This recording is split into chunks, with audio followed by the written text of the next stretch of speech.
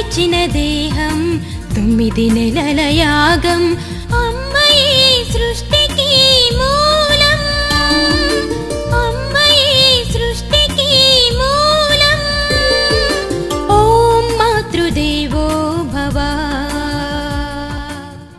ఓం మాతృదేవో భవ ప్రేక్షకులకు స్వాగతం.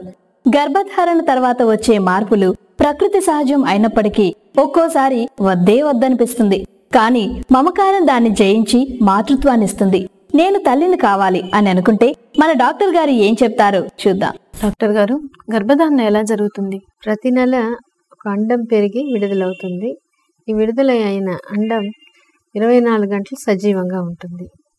ఈ వీర్య కణాలు గర్భసంచి నుండి ట్యూబ్ ద్వారా ప్రయాణం చేసి ఈ అండంని కలిసి ఫలదీకరణం చెంది పిండంగా ఏర్పడుతుంది. ఈ లింగ నిర్ధారణ ఎట్లా ఏర్పడుతుందంటే ప్రతి అండం కూడా ఎక్స్ క్రోమోసోమ్ కలదు. ఈ వీర్య కణాల్లో కొన్ని ఎక్స్ క్రోమోసోమ్ ఉంటాయి, కొన్ని వై క్రోమోసోమ్ ఉంటాయి. ఈ ఎక్స్ క్రోమోసోమ్ కల వీర్య కణం ఈ అండంని కలిసినప్పుడు ఎక్స్గా మారి ఆడపిల్ల పుడుతుంది. అదే వై క్రోమోసోమ్ కల వీర్య కణం ఈ అండంని కలిసినప్పుడు XYగా మారి అబ్బాయి పుడతాడు. ఇట్లా ఈ తయారైన పిండం డివైడ్ అవుతుంది. 2 సెల్గా 4, 8 అట్లా ఒక బాల్ ఆఫ్ సెల్స్గా తయారవుతుంది. ఇది ఈ ట్యూబ్ ద్వారా ప్రయాణం చేసి గర్భసంచిలో వచ్చి అతుక్కొని పిండంగా పెరుగుతుంది.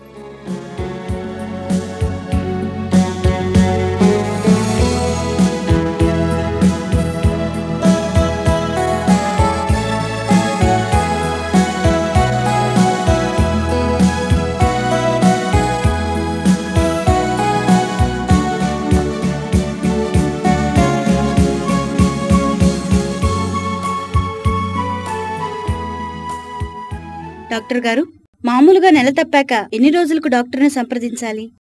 నెల మీద వారం 10 రోజులు దాటాక డాక్టర్ని సంప్రదించాలి. అలా వచ్చినప్పుడు గర్భం అని ఎలా నిర్ధారిస్తారు? యూరిన్ టెస్ట్ చేస్తాము. డేట్ మీద 5 లేదా 7 రోజులు దాటిన తర్వాత ఫస్ట్ మార్నింగ్ యూరిన్తో చేస్తాము. లేదంటే పగటి పూటలు అంటే 3 లేదా 4 గంటలు యూరిన్ పోకుండా ఉండి అప్పుడు పట్టిన యూరిన్తో చేస్తాము. యోని పరీక్ష అంటే PV టెస్ట్ చేసి నిర్ధారిస్తాము. అవసరాన్ని బట్టి స్కాన్ ద్వారా కూడా గర్భమని నిర్ధారిస్తాము. గర్భం నిర్ధారించాక గర్భిణీ స్త్రీ దగ్గర ఏ వివరాలు తీసుకుంటారు? గర్భిణీ స్త్రీ దగ్గర చాలా వివరాలు తెలుసుకుంటాము. ఎందుకంటే కొన్ని సమస్యలు ఉన్నప్పుడు హై రిస్క్ ప్రెగ్నెన్సీ అని చెప్తాము. పేషెంట్ హై రిస్క్ ప్రెగ్నెన్సీయా లేదా నార్మల్ ప్రెగ్నెన్సీయా అని నిర్ణయిస్తాం. హై రిస్క్ ప్రెగ్నెన్సీ అంటే క్లోజ్గా మానిటర్ చేసి చాలా జాగ్రత్తలు తీసుకోవాల్సి వస్తుంది. అంటే తల్లి వయసు ఎంత అని కనుక్కుంటాం. ఎందుకంటే తల్లి వయసు 35కి దాటిన తర్వాత బిడ్డకి డౌన్ సిండ్రోమ్ అనే కండిషన్ వచ్చే అవకాశం ఉంటుంది. అట్లనే తల్లి వయసు తక్కువ ఉన్నప్పుడు కూడా కొన్ని సమస్యలు రావచ్చు. పెళ్ళయి ఎన్ని సంవత్సరాల తర్వాత గర్భం వచ్చింది అని తెలుసుకుంటాము. చాలా కాలం తర్వాత ప్రెగ్నెన్సీ వస్తే మాత్రం దాన్ని ప్రెషస్ ప్రెగ్నెన్సీగా భావిస్తాం. ఇది కాకుండా పీరియడ్స్ వచ్చిన లాస్ట్ డేట్ ఎంత అని కనుక్కొని డెలివరీ డేట్ క్యాలిక్యులేట్ చేస్తాము. ఇంతకుముందు ప్రెగ్నెన్సీ ఏమైనా వచ్చుంటే దాని డీటెయిల్స్ కనుక్కుంటాం. అంత నార్మల్గా జరిగిందా, లేదంటే అబార్షన్ కానీ బిడ్డ పుట్టిపోవడం అట్లా ఏమైనా ఉందా అని తెలుసుకుంటాము. మేనరిక వివాహమా కాదా అని తెలుసుకుంటాం. అట్లనే ఫ్యామిలీ మెంబర్స్లో బీపీ, షుగర్, కమల పిల్లలు కానీ అంగవైకల్యంగా పుట్టిన హిస్టరీ ఉందా అని తెలుసుకుంటాం.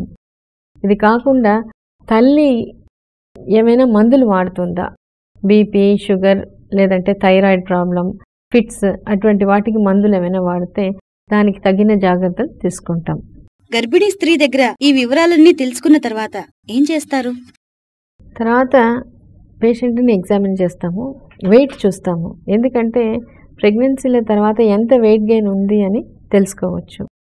కాకుండా బీపీ చూస్తాము, తర్వాత అనీమియా ఉందా చూసుకుంటాము, గుండె జబ్బు ఉందా చూస్తాము. గుండె జబ్బు కానీ ఉంటే కార్డియాలజిస్ట్కి రెఫర్ చేస్తాము. ఈ గుండె జబ్బు ఉండేవాళ్ళు ప్రెగ్నెన్సీలో ఆయన కార్డియాలజిస్ట్ పర్యవేక్షణలో ఉండాలి. డెలివరీ మాత్రం వీళ్ళు ఖచ్చితంగా ఇన్స్టిట్యూషన్లోనే చేసుకోవాలి. ఇది కాకుండా ల్యాబ్ టెస్ట్ చేస్తాము. ఏంటంటే హీమోగ్లోబిన్ ఎంత పర్సెంట్ ఉంది, బ్లడ్ గ్రూప్ ఏంటి, వీడిఆర్ఎల్, షుగర్, తర్వాత హెచ్బిఎస్ఏజీ, ట్రైడాట్ ఇట్లాంటి టెస్టులు చేస్తాము. యూరిన్ టెస్ట్ కూడా ఏమైనా ఇన్ఫెక్షన్ ఉందా లేదా అని చూస్తాము. అవసరాన్ని బట్టి స్కాన్ కూడా చేస్తాము. స్కానింగ్ వల్ల ఏమీ హాని జరగదా మేడం? స్కానింగ్ వల్ల ఏం హాని జరగదు, ఎందుకంటే ఇది ఎక్స్రే కాదు. చాలా పరిశోధనల్లో ఈ స్కానింగ్ హానికరం కాదు అని తేలింది. మొదటి 3 నెలల్లో ఎటువంటి సమస్యలు ఉన్నప్పుడు ఈ స్కానింగ్ తీస్తారు? అంటే ట్యూబల్ ప్రెగ్నెన్సీ అనే అనుమానం ఉన్నప్పుడు స్కాన్ చూస్తాము. దీనివల్ల పిండం గర్భసంచిలో ఉందా పక్కన ఉందా అనేది తెలుస్తుంది. ఇది కాకుండా బిడ్డ వయసు ఎన్ని వారాలు అనేది మనకు కరెక్ట్గా తెలుస్తుంది. కొన్ని సందర్భాల్లో ప్రెగ్నెన్సీలో బ్లీడింగ్ వస్తుంది. ఆ బ్లీడింగ్ ఏర్పడిన తర్వాత బిడ్డ సజీవంగా ఉందా లేదా అనేది స్కాన్ మాత్రమే చెప్పగలుగుతుంది. ఇది కాకుండా డౌన్ సిండ్రోమ్ అనే కండిషన్ ఉందా లేదా అనేది కూడా స్కానింగ్ సూచిస్తుంది. ఫస్ట్ 3 నెలల్లో ఏ కంప్లైంట్స్ ఉంటాయి? ఫస్ట్ ట్రైమిస్టర్లో చాలా కామన్గా వాంతులు ఉంటాయి. ప్రెగ్నెన్సీలో హెచ్సిజీ అనే హార్మోన్ ఫస్ట్ బాగా పెరుగుతుంది, 3 నెలల తర్వాత తగ్గుతుంది. వాంతులు కూడా 3 నెలలకి క్రమేణా తగ్గిపోతుంది. వాంతులు కొంతమందికి మరీ ఎక్కువగా అవుతుంటాయి కదా మేడం, ఎందుకని? ఫస్ట్ ప్రెగ్నెన్సీలో కొంతమందికి వాంతి ఎక్కువ అవుతుంది. ఇది కాకుండా ముత్యాల గర్భం, కవల పిల్లల్లో కూడా వాంతి ఎక్కువ అవుతుంది. తల్లి యొక్క మానసిక పరిస్థితి కూడా ఈ వాంతిపై ప్రభావం చూపిస్తుంది. కొంతమంది అత్తగారింట్లో ఉన్నప్పుడు ఎక్కువ వాంతి చేసుకుంటారు, అదే పుట్టింటికి పోగానే అంత వాంతి ఏమి ఉండదు. వాంతి అయిపోతుందా అనే భయం ఉన్నప్పుడు కూడా ఈ వాంతి ఎక్కువగా అవుతూనే ఉంటుంది. నేను ఒక ఎక్స్పీరియన్స్ చెప్తా. ఒక అమ్మాయిని వాళ్ళ తల్లిదండ్రులు తీసుకొచ్చారు. అమ్మాయికి ఎక్కువ వాంతి అయిపోతుంది అని చెప్పారు. ఈమె ఏం తిన్నా వాంతి చేసుకుంటుంది, అందుకని ఈమెకి ఏం పెట్టాలన్నా కూడా మాకు భయం వేస్తుంది, మీరు సలైన్ పెట్టేసేయండి. ఈమెతో ఎట్లా 9 నెలలు ఎట్లా ఎవేగాలో తెలియట్లేదే అనేవాళ్ళు. అంటే వీళ్ళు భయమే ఈ వాంతికి ముఖ్యమైన కారణం అవుతుందని అర్థమైంది. ఒకరోజు అమ్మాయిని విడిగా పిలిచి మాట్లాడాను. నీకు బిడ్డ అంటే ఇష్టమా? నాకు చాలా ఇష్టం అండి అనింది. అంటే నీ బిడ్డ అనారోగ్యంతో ఎప్పుడు జలుబు దగ్గు జ్వరంతో డాక్టర్ చుట్టూ తిరగడం నీకు ఇష్టమేనా? నా బిడ్డ అట్లంతా ఉండకూడదు, నా బిడ్డ చాలా ఆరోగ్యంగా ఉండాలి అనింది. అంటే నీ బిడ్డ ఆరోగ్యం నీ చేతిలోనే ఉంది, నా బిడ్డ కోసం ఏమైనా చేస్తాను, నాకు బిడ్డనే ఇంపార్టెంట్ అనింది. అట్లయితే ఇది అర్థం చేసుకో, నువ్వు బాగా తినాలి. ఎందుకంటే బిడ్డ యొక్క ఆరోగ్యం తల్లి గర్భంలో తీసుకునే ఆహారం మీదనే ఆధారపడింది అని రీసెర్చ్ చెప్తుంది, నువ్వు ఆలోచించుకో అని చెప్పాను. అప్పుడు అమ్మని నేనేం తింటే వాంతి అయిపోతుంది కదా ఎట్లా అనింది. నువ్వు తిను, వాంతి చేసుకో, అంటే 90% వాంతి అయిపోతుంది, ఒక 10% పోతుంది కదా బిడ్డకి, మళ్ళీ తీసుకో, మళ్ళీ ఇంకా కొద్దిగా పోతుంది బిడ్డకి. అట్లా నువ్వు కొద్దిగా తీసుకుంటే కొంచెం కొంచెం బిడ్డకి పోతుంది, నీ బిడ్డ ఆరోగ్యం నువ్వు కాపాడుకునేదాన్ని అవుతావు, నువ్వు నిర్ణయం తీసుకో అని చెప్పాను. కాసేపు అయిన తర్వాత వచ్చింది, ఇప్పుడు చెప్పింది, నాకు ఇప్పుడు అర్థమైపోయిందంటే నా బిడ్డ కోసం నేను తింటాను అని చెప్పింది. ఇంకోటి కూడా చెప్పింది, ఈసారి మీ హాస్పిటల్కి నేను సలైన్ కోసం మాత్రం రాను, ఊరికే చెకప్ చేసుకొని పోతాను అనేది. అంటే అంత మార్పు వచ్చింది ఆమెలో. మళ్ళీ ఒక 10 days తర్వాత వచ్చింది, వాళ్ళ పేరెంట్స్ చాలా ఫ్రీ అయిపోయినారు, చెప్పారు ఇప్పుడు బాగుందండి, వాంతులు ఎప్పుడో అవుతుంది, పెద్ద ఇబ్బంది కూడా పెట్టట్లేదు అన్నారు. తర్వాత అమ్మాయికి ఏం ప్రాబ్లం లేదు, ప్రెగ్నెన్సీలో స్మూత్గా జరిగిపోయింది. ఇక్కడ ఏం జరిగిందంటే ఈమె తల్లి అనే భావన బాధ్యత 2 తీసుకోగలిగింది కాబట్టి ధైర్యంగా ఉండగలిగింది, ఆ భయం పోయింది, వాంతి కూడా తగ్గింది. అంటే ఇంకొక ఇంపార్టెంట్ లెసన్ ఏంటంటే, పక్కన ఉండేవాళ్ళు భర్త కానీ అమ్మ నాన్న కానీ ఇటువంటి సిమ్టమ్స్ వచ్చినప్పుడు బాగా ధైర్యం చెప్పాలి. అప్పుడు మనం మంచి మందులు వాడతాం కాబట్టి ఈ వాంతి అనేది పెద్ద ఇబ్బందిగా ఉండదు. ఈ మొదటి 3 నెలల్లో ఇంకా ఎలాంటి సమస్యలు వస్తాయి? మలబద్ధకం కూడా చూస్తుంటాము. అంటే దీనికి ఏంటంటే ఈ జీర్ణ వ్యవస్థ మందకొడిగా ఉంటుంది ప్రెగ్నెన్సీలో. ఇది నివారించాలంటే కొన్ని జాగ్రత్తలు తీసుకోవాలి. ఆహారం నిదానంగా నమిలి తినాలి, దీనివల్ల డైజెషన్ ఈజీగా అవుతుంది. తర్వాత పీచు పదార్థాలు ఎక్కువ తినాలి, దీనివల్ల ఎక్కువ మలం తయారవుతుంది. లిక్విడ్స్ బాగా తీసుకోవాలి, అంటే ద్రవ పదార్థాలు బాగా తీసుకోవాలి, దీనివల్ల మలం గట్టిగా ఉండదు. తర్వాత వాకింగ్, పెల్విక్ ఎక్సర్సైజ్ ఇట్లా చేయడం వల్ల బవల్ మూమెంట్ ఫ్రీగా అయ్యి ఈ మలబద్ధకం అనేది పోతుంది. గర్భిణీ స్త్రీ మందులు ఏవైనా వాడచ్చా? మనం ఫస్ట్ 3 monthsలో ఫోలిక్ యాసిడ్ అనే విటమిన్ పెడతాము. ఎందుకంటే బిడ్డకి మెదడు, వెన్నుపూస సంబంధించిన అంగవైకల్యం రాకుండా ఉండేదానికి ఇది హెల్ప్ చేస్తుంది. ఇది కాకుండా గర్భిణీ స్త్రీ ఏమైనా జలుబు, జ్వరం, తలనొప్పి అట్లా ఏమైనా ఉన్నప్పుడు డాక్టర్ సలహా మీదనే సేఫ్ డ్రగ్స్ వాడాలి. ఎందుకంటే ఈ ఫస్ట్ 3 నెలల్లోనే బిడ్డకి ఈ అవయవాలు ఏర్పడుతుంది. చెకప్కి ఎప్పుడెప్పుడు రావాలి మేడం? నెలకు ఒకసారి చెకప్కి రావాలి. ఈ కడుపు నొప్పి, నడుము నొప్పి, బ్లీడింగ్ అట్లా ఏమైనా కంప్లైంట్ ఉంటే వెంటనే డాక్టర్ని సంప్రదించాలి. గర్భిణీ స్త్రీకి మీరిచ్చే సలహా ఏంటి? గర్భంతో ఉండేవాళ్ళు ఫస్ట్ 3 నెలల్లో భార్యాభర్తలు దూరంగా ఉండమని చెప్తాము. తర్వాత వాళ్ళు ఇంట్లో చేసే పనులు రొటీన్గా చేసుకోవచ్చు. ఇంతకుముందు అబార్షన్ అయిన వాళ్ళు మాత్రం డాక్టర్ సలహా మీద అవసరమైతే రెస్ట్ తీసుకోవచ్చు. తర్వాత దూర ప్రయాణం ఏమైనా చేసే ముందు డాక్టర్ని సంప్రదించాలి. ఇది కాకుండా తల్లి సంతోషంగా, ధైర్యంగా ఉండాలి. తల్లి సంతోషంగా ఉండాలన్నారు కదా మేడం, తల్లి యొక్క మానసిక ప్రభావం కూడా బిడ్డ మీద ఉంటుందా? అవును, తల్లి యొక్క మానసిక ప్రభావం ఖచ్చితంగా బిడ్డ మీద ఉంటుంది. Text book of developmental psychology అని ఎలిజబెత్ హెర్లాక్ అనే ఆమె రాసింది. దీంట్లో ఆవిడ క్లియర్గా ఏం చెప్తున్నారంటే, గర్భిణీ స్త్రీ మానసిక ఒత్తిడికి గురి అయినప్పుడు గర్భంలో కానీ కాన్పులో కానీ కాంప్లికేషన్స్ వచ్చేదానికి అవకాశం ఉంటుంది. ఇది కాకుండా బిడ్డ కూడా ఎప్పుడూ రెస్ట్లెస్గా ఏడుస్తూ ఉంటుంది అని చెప్తున్నారు. మా ఎక్స్పీరియన్స్లో కూడా ఇది చూస్తున్నాం. అందుకని తల్లి భయంతో, అనుమానంతో ఉన్నప్పుడు వాళ్ళని ధైర్యంగా, సంతోషంగా ఉంచేదానికి ప్రయత్నం చేస్తాము. ఇది కాకుండా హిపోక్రటిస్ అంటే ఫాదర్ ఆఫ్ మెడిసిన్ అని చెప్తాము. ఆయన ఏం చెప్తున్నారంటే, గర్భిణీ స్త్రీ యొక్క ఆలోచన బిడ్డ మీద నేరుగా ప్రభావం చూపిస్తుంది అని చెప్తున్నారు. నేను ఒక పేషెంట్ ఎక్స్పీరియన్స్ చెప్తాను. ఒక అమ్మాయి ఫస్ట్ ప్రెగ్నెన్సీలో ఏమంటే వాళ్ళ అత్తగారు ఇట్లా చెప్పేదంట, ఈమె తెల్లగా ఉంటుంది, వాళ్ళ భర్త నల్లగా ఉంటారు. అత్త ఏం చెప్పేదంటే, బిడ్డ నల్లగా ఉంటే నేను ఒప్పుకోను అని చెప్పేదంట. ఈమెకి భయం వేసిపోయేది. అందుకని ఏమనుకునేదంట, వాళ్ళ భర్త ముక్కు వేరేలాగా ఉంటుంది, డిఫరెంట్గా. మా భర్త ముక్కు వచ్చినా పర్వాలే కానీ బిడ్డ తెల్లగా ఉండాలి అని ఇదే ఎప్పుడు అనుకునే ఉండేదంట. బిడ్డ పుట్టిన తర్వాత ఎట్లా బిడ్డ తెల్లగా ఉండేది కానీ భర్త ముక్కే వచ్చేసింది. ఇది తెలుసుకున్న తర్వాత ఈమెకేమైపోయింది, రెండో ప్రెగ్నెన్సీలో నేను ఏమనుకుంటే అట్లా జరుగుతుందని వాళ్ళ అన్న అంటే ఆమెకు చాలా ఇష్టం. ఈ బిడ్డ మా అన్నలాగా ఉండాలి, అన్నలాగా ఉండాలి, ఎప్పుడూ అదే అనుకునేదంట. బిడ్డ పుట్టిన తర్వాత ఎట్లా అంటే అచ్చు వాళ్ళ అన్న పోలిక వచ్చేసిందంట.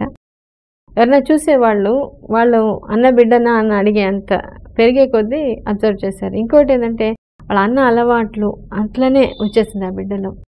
అట్లా తల్లి యొక్క ఆలోచన బిడ్డ మీద ఉంది కాబట్టి ప్రతి తల్లి కూడా ఈ బిడ్డనే వాళ్ళ భర్తకి, వాళ్ళ ఫ్యామిలీకి ఇచ్చే మంచి గిఫ్ట్గా ఆలోచించుకొని చాలా ఉత్తమమైన బిడ్డని కనాలి అనే ఆలోచనతో ప్రెగ్నెన్సీలంతా ఉన్నప్పుడు ఆమె సంతోషంగా ఉండగలుగుతుంది. విన్నారు, చూశారు.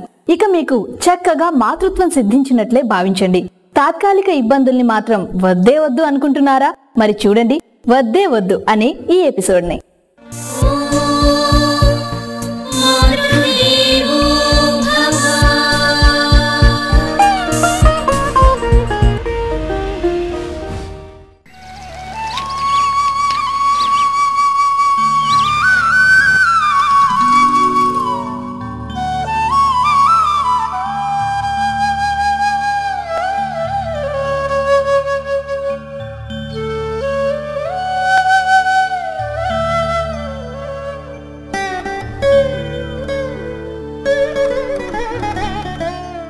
అమ్మవారికి పెట్టిన మహానైవేద్యం. కడుపుతో ఉన్నదానివి, బలం, ఆరోగ్యం. పోనీ నేను తినిపించేదా?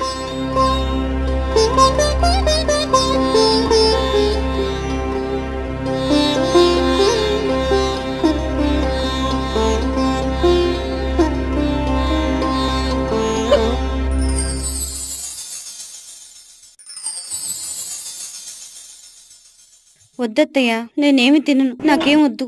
కొద్ది కొద్దిగా తినమ్మా. వద్దంటే వినరు కదా అత్తయ్య. కడుపులో బిడ్డ కోసమైనా తినాలి మరి. అత్తయ్య గారు, నాకేం పడవండి. కొద్ది రోజులు తప్పవు రాజేశ్వరి. మరో బిడ్డకు జన్మనివ్వబోతున్నావు. అలా అలా రోజులు గడిచిపోతాయి. తినకపోతే నీరసం వస్తుంది. బిడ్డ కోసమైనా తినాలనుంది, ఏం చేయను, నా కర్మ. తప్పు, అలా అనకూడదు. పోనీ నీకేదిష్టమో చెప్పు, అదే చేసుకుందాం. మొహమాట పడకమ్మా. అత్తగా నన్ను చూడకు, మీ అమ్మనే అనుకో. చెప్పు రాజే. మరి ఉసిరికాయ పప్పు. అరే, మన పెరట్లోనే ఉన్నాయిగా, చేసి పెడతాలే. నీకేం కావాలో సిగ్గుపడకుండా చెప్పు. ఇదిగో ఈ ముద్ద తిను.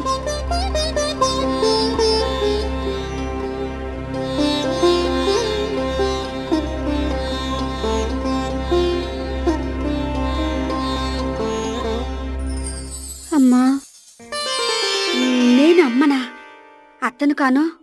మా అమ్మ గుర్తొచ్చింది మీరు తినిపిస్తుంటే.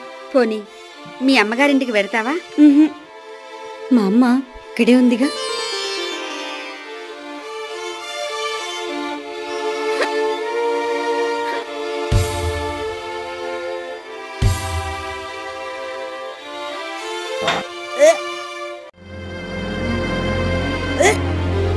అయ్యో, వస్తున్నానుండు.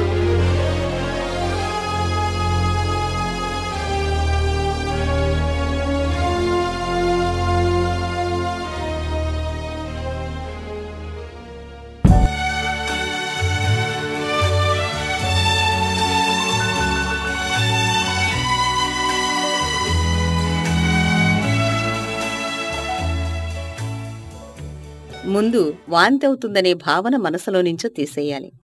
కొద్ది కొద్దిగా ఎక్కువసార్లు తీసుకోవాలి. బాగా నమిలి మింగాలి. ఇదంతా ఎవరికోసం? ఒక పండంటి బిడ్డ కోసమే కదా. ఎందుకిలా వాంతుల బాధ? చక్కగా కనిస్తే పోలే. మా ఇంటి ముందర కుక్క 6 పిల్లల్ని పెట్టింది. దానికి వాంతులు, కడుపు నొప్పి ఉంటాయా?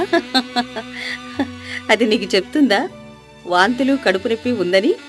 చెట్లకు కూడా పువ్వులు పూసాకే కాయలు వస్తాయి. అలాగే మనిషికి కూడా మార్పులు వస్తాయి. వాంతులయ్యేటప్పుడు ఏం జాగ్రత్తలు తీసుకోవాలి? మామూలుగా నెలసరి డేట్ రాకపోతే వారం 2 వారాల్లో యూరిన్ టెస్ట్తో కన్సీవ్ అయిందని చెప్తాం. ఆ తర్వాత నెలకోసారి డాక్టర్ దగ్గరికి వస్తే అన్ని సమస్యలకి పరిష్కారం దొరుకుతుంది. వాంతులవుతుంటే కాఫీ, టీ, కారం, మసాలా నిషేధించాలి. తేలిగ్గా జీర్ణమయ్యే ఆహారం తీసుకోవాలి. మరీ ఎక్కువగా ఉంటే స్కానింగ్ చేసి లోపాలు చూసి సరిచేస్తారు. ఇంట్లో వాళ్ళ సపోర్టు బాగా ఉండాలి. ఏ విధంగా? అన్నీ తినిపించటానికి ప్రయత్నించాలి. వాంతులైనా పర్వాలేదు, మళ్ళీ తింటాను, నా బిడ్డ కోసమే కదా అని నువ్వనుకోవాలి. వాంతులై తినకుండా ఉంటే బిడ్డ ఆరోగ్యంగా ఉండడు కదా. అలాగే మేడం, మీరు చెప్పినట్టే చేస్తాను. రౌండ్స్కి వెళ్ళాలి.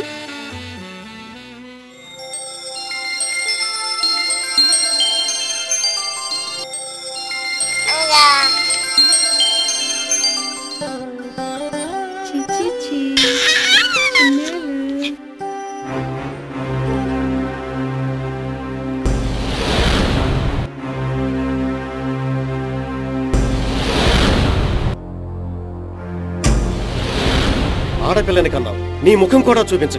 మగపిల్లాన్ని కంటావని ఎంత ఆశ పెట్టుకున్నావు. చిచ్చి, చచ్చి స్వర్గారమున నా మొగడే పుడతాడని చూస్తూ అలాగే కూర్చున్నానే. ఆడపిల్లంట ఆడపిల్ల, అది నీ వంశ లక్షణమే. అదే వచ్చి చచ్చింది. హాస్పిటల్ బిల్లులన్నీ మీ అమ్మా నాన్న కడతారు గాని పిలిపించుకో, నాకేం సంబంధం లేదు. రారా వెళదాం. కాదమ్మా. ఏడవకు ఏడవకు ఓ చిన్ని పాప, ఏడిస్తే నిన్నెవ్వరెత్తుకుంటారు. ఆడపిల్ల వంటూ నాన్న అటు తొలగే, ఏడపిల్ల వంటూ నాన్నమ్మాలిగే. జో లాలి. పాపని చూసుకున్నారా? చూసాం. మంచి హెల్దీ బేబీ. నా బొంద బేబీ. మీరు ఒక డేట్ ఇచ్చారు, ఆ డేట్ కానుపు రాలేదు, అందుకే ఆడపిల్ల పుట్టింది. డేట్స్ బట్టి కడుపులో పిల్లలు మారండి.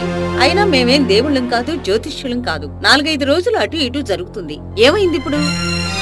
ఏంటమ్మా ఇలా వచ్చారు? ఆడపిల్లని కన్నానని తిట్టి వెళ్ళిపోమన్నారు మేడం. దేవుడిచ్చిన దానికి నేనేం చేయను మేడం. దేవుడేమి ఇవ్వలేదు, మీ ఆయనే ఇచ్చాడు. కనిందదైతే మా అబ్బాయిని అంటారేంటి? నేల మీద ఏ విత్తనం వేస్తే